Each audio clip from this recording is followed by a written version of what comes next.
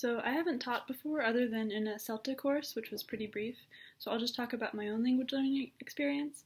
I learned French in school from kindergarten up through sophomore year of college, and I was never all that motivated, and for that reason my French was never as strong as it could have been. And the way I'd frame that now after this project is by saying that my level of investment was not as high as it could have been. In college, when I met people either during study abroad in Scotland or at my own college in the US, who were fluent in multiple languages. Many of them were European, and a few of them told me that their language skills were due to where their home countries were positioned. Often they were from small countries, and maybe the borders of those countries had changed over the decades, and so it made sense to be able to speak their native language plus a few of the languages from nearby. They could practice with native speakers pretty easily because they didn't have to travel that far to do that, and so there was a lot of integrated motivation. As a native English speaker, I think there's less investment, to use Bonnie Norton's term, in foreign languages.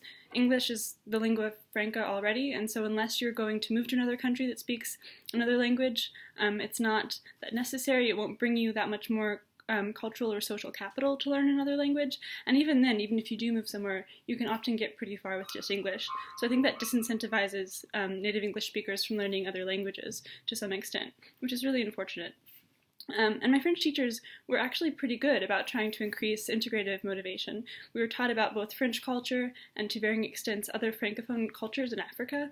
So we had a sense of what there was to become familiar with culturally, and I was even pretty interested in those cultures. But at the same, and there were no exclusionary language practices, as Bonnie Norton talks about in the classroom, or anything that felt disempowering. It's just that it all felt a little bit disconnected from my life. There wasn't really that much concretely to be gained. Nothing about my identity or my life was going to change that much if I could master French, so I didn't have enough investment.